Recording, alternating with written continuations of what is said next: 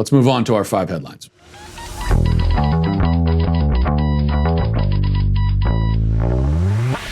Okay, number 1, Chicago Mayor Lori Lightfoot was out this weekend serving and protecting the citizens of Chicago. And Lightfoot found a dangerous group of lawbreakers who she was sure must be brought to justice. And, well, let's just take a look. Here's what she tweeted. It's a picture of a bunch of shirtless guys in Speedos standing around in the grass near a lake, I guess. And she says, "It's called a pandemic, people. This reckless behavior on Montrose Beach is what will cause us to shut down the parks and lakefront. Don't make us take steps backwards." And then she follows up, "In case you were wondering, I stopped by to see for myself. It's being addressed."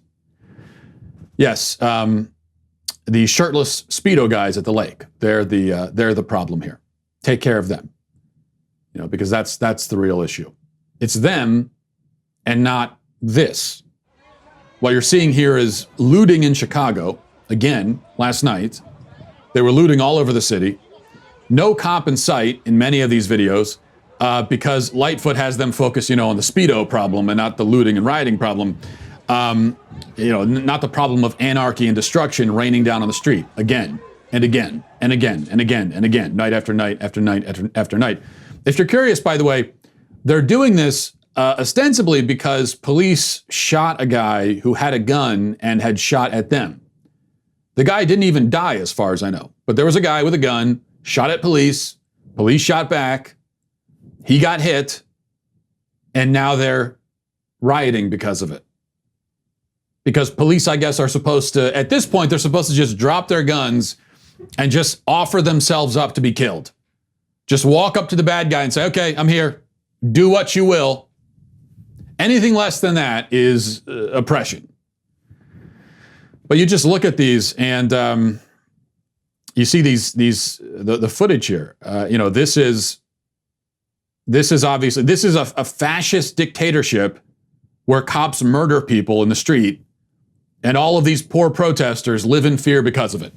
Yet every night, people casually riot and loot and stroll aimlessly out of burned out retail outlets with armfuls of stolen shoes.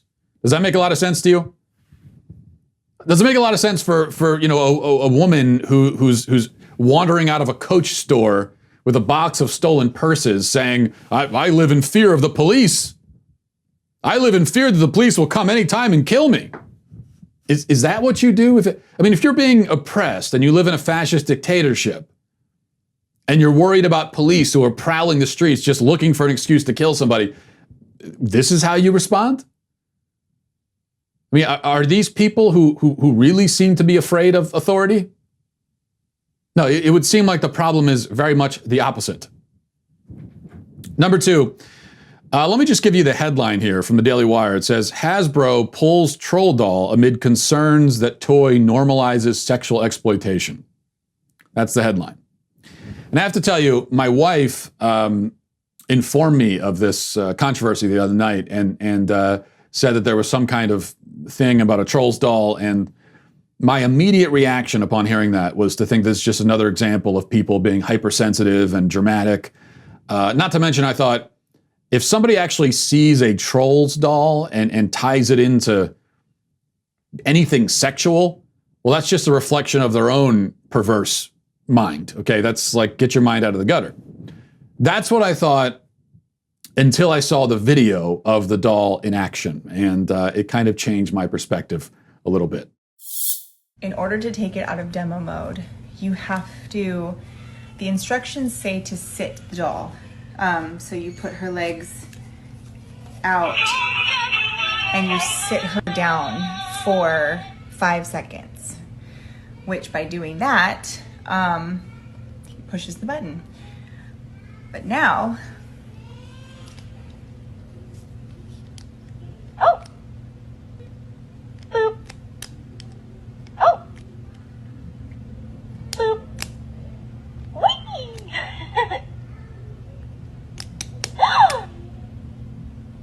Boop.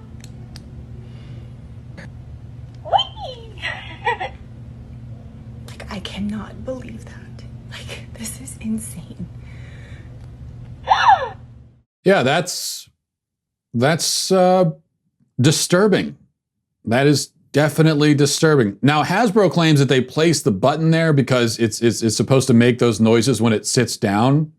But first of all, why would it make those noises when it sits down? Does that make sense? Since when does sitting down elicit sounds like that from anyone, even a troll? Second, even if there was, even if there were innocuous intentions behind this, how could it be that nobody at Hasbro, through the whole process of manufacturing and distributing this thing, how could it be that nobody anywhere ever went, guys, this is a button in the doll's crotch area that causes it to squeal when you touch it? That's weird, guys. Like, how did nobody think of that? How did nobody point that out? See, here's the thing. I'm never perplexed by individual people doing stupid things. That doesn't ever surprise me. And I'm also not surprised by whole groups of people doing stupid things all at once, like we've seen in our streets across the country and in Chicago last night. So none of that, like stupidity and mass hysteria. Okay, neither of those surprise me. I get it. That's how people are. But what always does surprise me a little bit is when you've got a succession of individuals making a considered choice, and that choice right down the line is horrendously, insanely stupid. That's when I scratch my head, because you don't really have the mass hysteria element, and it's not just one person. So there's checks and balances here, and right down the line. I mean, literally down the conveyor belt. Nobody noticed anything wrong with that. Now, some people are saying that this was done to intentionally advocate child sex trafficking or whatever. I think that theory is a little bit intense. I go back to Hanlon's razor, which is never attribute to malice what could easily be explained by stupidity. And so I think that probably applies here, but either way, it is very weird, to say the least. Number 3, I'm going to play this for you with no setup. Just watch. If you look at like the 1990s and the way that Rush Limbaugh and others sort of sharpened their teeth on Bill Clinton, this has been the way they've built audiences for 3 decades now. Yeah, I don't want to claim it's new. I just am arguing that it's getting worse. It's getting more severe. Aaron, your view of this, when you see entire media companies essentially exist to tear down Joe Biden, is there an equivalent to that on the left tearing down Trump? There really isn't. And, what I would say, it's really a diet of this type of information that a lot of these voters are getting. A lot of the voters that I talk to, I can, when I interview them, I do hear them saying a lot of the talking points that sound very familiar from some of these shows, which I try to listen to when I'm out on the campaign trail or when I'm at home, watching TV. You can hear these comments being echoed by voters, and that this is the diet that they're on. AM radio, conservative talk.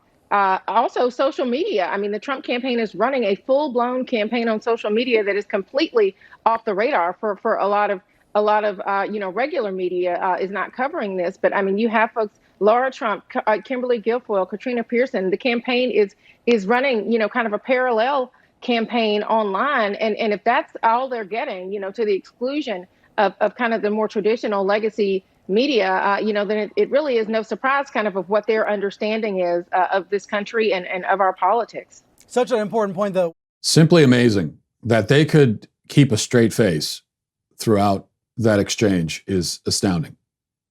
I mean, this is like a guy dumpster diving naked, chowing down on like a soiled diaper, maggots all around, old banana peel on his head, comes back up and says, when you see people in drive-through lines at Sonic, I mean, that's really unhealthy. That's got to be the most unhealthy diet in the world, right? Takes another chomp of the diaper. Just the self-awareness level here is Arctic levels. This is sub-zero, okay, self-awareness.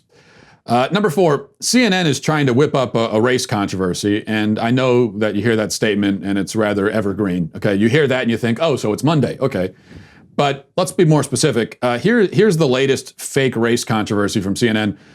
Reading now from their article, it says, a black student was forced to take off his Black Lives Matter face mask in order to graduate, his family says. Dean Holmes, a student at York Catholic High School in York, Pennsylvania, put on a Black Lives Matter mask under his face shield at his July 28th graduation ceremony. As students lined up before the ceremony started, the school's principal pulled him away in front of the other students and told him to take off the mask. Holmes had previously been told by another school official to take the mask off, so he eventually relented for fear of not being able to walk across the stage, he said. Holmes said, quote, "I was so mad, I was shaking during the graduation, tapping my leg on edge. When it was over, I couldn't believe it." York Catholic had opted to give every student a face shield instead of a mask for the ceremony. Holmes's father, John, took to Facebook on Saturday saying that the school stifled his freedom of expression and jeopardized his health. This is John now, the capricious action taken against my son demonstrates that York Catholic High School has miles to go before they can put the ugliness of unconscious bias and racism to sleep. As a parent, I will not stand for my son being humiliated publicly, having his basic human dignity crushed on what should have been one of the happiest days of his young life. Okay, a few things to cover here. First of all, John Holmes, calm down, you drama queen. Basic human dignity crushed because he couldn't wear his favorite face mask to graduation. His human dignity is crushed because of it. That's how you crush a person's dignity, really? Well, if your sweet, precious child's dignity is hinged on something as superficial and weird as his face mask, that's a different issue. Okay, he needs counseling for that. Also, Dean Holmes, calm down, you drama queen. You were shaking, really? You were so sad and upset you were shaking because of this, because you couldn't wear your favorite face mask. What kind of man shakes when he's upset, much less admits it publicly? You're the one crushing your own dignity. I agree your dignity's been crushed, but by you, not by the principal. Also, most importantly, just so you know, the school has a policy. Nobody is allowed to wear anything to graduation that has any kind of message on it. Nobody. That's been the rule at the school since always. And it makes sense. They don't want graduation to turn into an event to advertise political viewpoints or any other viewpoint. And they want uniformity. That's every graduation I've ever been to, and I've been to quite a few. That's how it is. Everybody looks exactly the same. There was a hubbub at, I don't think it was at this school, but at some school a couple of years ago, when a student, I think it was at a college, wasn't allowed to wear his military dress blues across the stage at graduation. And even there, I would say, I mean, obviously it's a wonderful thing that he has the uniform and that he serves his country, but at the graduation, it's a different uniform and everybody's supposed to look the same. That's the point. So there's a dress code is the point, and everybody is held to it. No exceptions. It's a dress code. You have to just follow the dress code like everybody else. You're not special. Why should Dean have gotten an exception? Because he is he special? Why is he special? Because I know he's daddy's special boy, but does that mean, why should anyone else care about that? Give me one good reason why this particular person should be exempt from the dress code that everyone has always been expected to follow. That's what Dean's father, that's what John Holmes is saying here. What he's saying is, yes, there are rules and there's a dress code, but my son is special. He shouldn't have to follow the rules. This is my special son. Oh, shut up. This is, I mean, among other things, this is terrible parenting. You're the father. You should be the one. Your son is crying and shaking because he had to follow a dress code. As the father, you're supposed to be the one smacking some sense into him. Instead of going to Facebook, you'll never believe what happened to my boy. Shut up. Number 5, finally, the National Park Service posted to Facebook a couple days ago, giving advice on what to do if you come across a bear. And they say, if you come upon a stationary bear, move away slowly and sideways, and this allows you to keep an eye on the bear and avoid tripping. Moving sideways is also non-threatening to bears. Do not, they say, run, but if the bear follows, stop and hold your ground. Like dogs, they will chase fleeing animals. Do not climb a tree. Both grizzlies and black bears can climb trees. Do not push down a slower friend, even if you think the friendship has run its course. Now, I know this last comment about the slow friend was meant to be a joke, right? But I just want to say this, this is not a joking matter, and they shouldn't be making light of it. yes, obviously, you absolutely should not push down your slow friend if you come across a bear. That would be an awful thing to do. Because if you push him down, then he'll be in a submissive pose and the bear might not attack him and may keep pursuing you instead. So, and this is really a point. If your friend is slow, there's no reason to push him down. Let his slow dumbass keep running. You go off in the other direction and the bear's going to go for him. I mean, this is just basic. Now, if there's something you can do to slow your friend down further without stopping him from running. So let's say, for example, you're in a lake or something and you come out of the lake and there's a bear there. So one thing you could do is grab his shoes and run off. And now that's going to slow him down, hinder him a little bit. And then when he gets mauled and killed by the bear, the bonus is you also now have a new pair of shoes. So, I mean, these are things you could do. I was really disappointed that the National Park Service had an opportunity for a real teaching moment here, but instead they went for the joke. And that is, as I said, just really, really disappointing. Well, I hope you enjoyed that clip from the Matt Walsh Show. If you did, go ahead and hit that subscribe button right down there so you can stay up to date on all of our future content.